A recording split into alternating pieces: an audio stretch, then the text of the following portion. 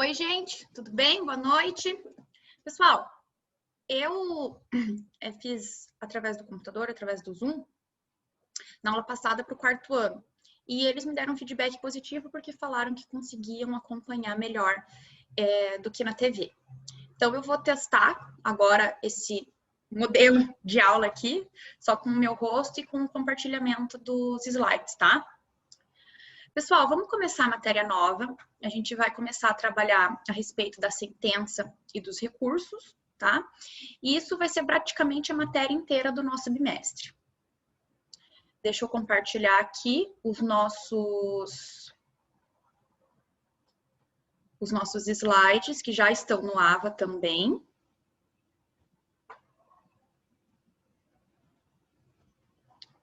Então, vamos lá. Sentença e recursos, tá? No que tange a sentença, uma diferença bem grande, logicamente, da matéria de processo civil. Primeiro, porque a consequência de uma condenação do processo civil se difere muito de uma condenação no processo penal, né?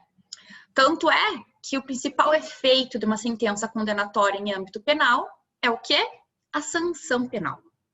Sanção essa prevista no tipo secundário, né? Prevista na parte secundária do tipo penal, lá do Código Penal, que vai dispor a respeito das penas privativas de liberdade, as quais podem ser pena de reclusão, detenção ou prisão simples, a pena restritiva de direitos e a multa. Então, esses seriam os efeitos primários da sanção penal, que pode atingir de maneira física ou patrimonial, né? Vejam que estou falando aqui dos efeitos imediatos da condenação, tá? Então, o que é previsto no tipo penal em seu preceito secundário. Existem, todavia, alguns efeitos secundários da sentença condenatória. Quais seriam? Artigo 91. Então, é tornar certa a obrigação de indenizar o dano causado pelo crime. Lógico, há casos em que é impossível a indenização, mas tem se ampliado essa possibilidade, inclusive em crimes, por exemplo, de homicídio, né? Não tem como a gente ressarcir a morte, né? Pelo menos não por enquanto. Mas a indenização à vítima tem sido muito aceita como uma forma de reparar o dano causado, né? A perda em favor da União, ressalvado o direito do lesado ou terceiro de boa-fé. E aí, dos instrumentos do crime, né? Do produto do crime, qual que seria a diferença? Instrumentos do crime são aqueles objetos, aquelas coisas que são utilizadas para o crime, né? Ah, então eu utilizei uma arma para matar alguém? Essa arma é um instrumento do crime, né? Por exemplo, produto do crime. Se em razão do meu tráfico ilícito de drogas eu conseguir comprar um carro, esse é o produto do meu crime, tá? Então, são coisas do produto, é aquilo que eu tive proveito decorrente da prática criminosa. É o proveito, né? Então, eu roubei R$100, esses R$100 eu comprei uma bolsa. É o proveito daquele crime, tá? O instrumento do meu crime, aí é o que eu me utilizei, aquele objeto, aquela coisa que eu me utilizei para praticar o ilícito, tá? Então, nesses casos, tanto o instrumento quanto o produto, haverá a perda em favor da União.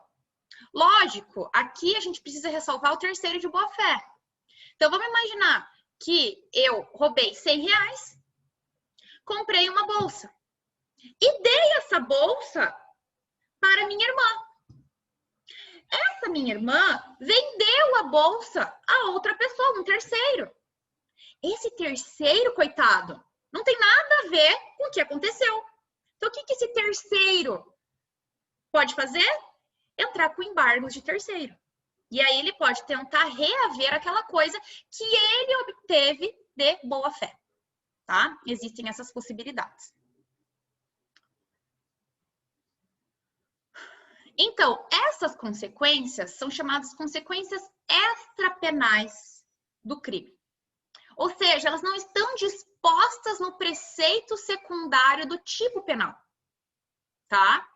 Mais lógico que sim, são efeitos, tá? A gente já sabe que, como o confisco de bens, ou seja, assegurar aquele bem é uma medida extrema, né? Então, ele só vai ser feito quando nitidamente for evidenciado que aquilo era um instrumento do crime ou que aquilo era o produto do crime. Para que haja constrição daquele bem, ou seja, a perda daquele bem do titular para a União, a gente precisa, de fato, uma prova robusta, né? Então, a gente está falando aqui de uma condenação que exprime essa parte. Ou seja, na sentença, o que eu quero dizer? Que na sentença condenatória, deve uma parte dela falar a respeito desses bens, para que seja vida a perda deles, tá? Aqui, ó, parágrafo 1º e 2º possibilita excepcionalmente o apossamento, ou seja, não a restituição da titularidade, mas o apossamento, a posse, para a união de bens ou valores adquiridos de forma lícita pelo agente infrator, caso os produtos ou proveitos do crime não forem utilizados ou estiverem no exterior. Então, vamos imaginar que aqueles objetos, aqueles produtos diretos que eu obtive pelo crime, eles não conseguem ser assegurados. Ou seja, eles não estão de posse, seja nacional ou porque eles não podem ser localizados. Vamos imaginar que essa bolsa que eu comprei de R$100 através do meu roubo, ela nem aqui mais está. Está lá nos Estados Unidos. Eu não consigo mais me apossar, perder. O Estado não consegue mais, tá? Por alguma dificuldade, enfim. Ele não consegue mais retirar a titularidade daquele bem. Ele não consegue fazer o confisco. Então, o que pode acontecer? Que bens lícitos venham a substituir esses bens adquiridos, enfim, ou objetos ilícitos, tá? Então, isso está previsto no parágrafo 1º e 2º. Beleza? São também efeitos da condenação. Então, se aqueles eram efeitos extrapenais, né? Aqui também estamos falando de efeitos extrapenais. Qual que é a diferença? Que o artigo 91, embora precise estar disposto na sentença, são efeitos automáticos. O que significa? Que sempre que possível, existirão. Então, no artigo 91, aqueles efeitos extrapenais vão existir sempre que possível. Isso não significa que a sentença não deve motivar. A sentença deve motivar, sim. Dizer que o produto X veio do ilícito penal. Mas isso não significa que o juiz vai desconsiderá-los. Se é possível verificar o produto do crime, ele deve dispor na sentença que haverá a perda daquele produto do crime, né? Ou seja, não há um caráter discricionário dele entender pela aplicação ou não do artigo 91. Sempre que possível, iremos aplicar aqueles efeitos na sentença condenatória. Veja, isso não significa que ele não deve motivar. Deve motivar, mas não esquecê-los, tá? Diferente do artigo 92. No artigo 92, além da motivação, existe um caráter discricionário aqui. Então, em alguns casos, tá? Dependendo do ilícito penal, haverá também, como efeitos secundários, a perda do cargo, função pública ou mandado eletivo. E aqui coloca duas situações. Quando aplicada pena privativa de liberdade por tempo igual ou superior a 1 ano, nos crimes praticados em abuso de poder ou violação aos deveres contra a administração pública. Quando for aplicada pena privativa de liberdade por tempo superior a 4 anos nos demais casos. Tá? É possível também a incapacidade para o exercício do poder familiar, da tutela ou da curatela nos crimes dolosos sujeitos à pena de reclusão, cometidos contra outrem igualmente titular do mesmo poder familiar, ou seja, contra filho, filha ou outro descendente, ou contra tutelado ou curatelado.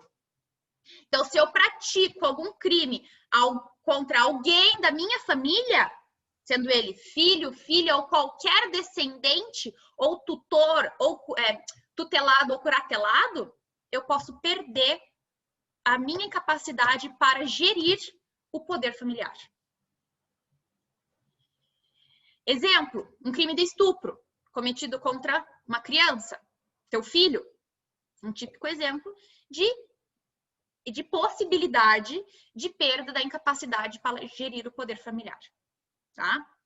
A inabilitação para dirigir veículo quando utilizado como meio para a prática de crime doloso. Então, eu causei um acidente de carro e matei alguém, vamos supor.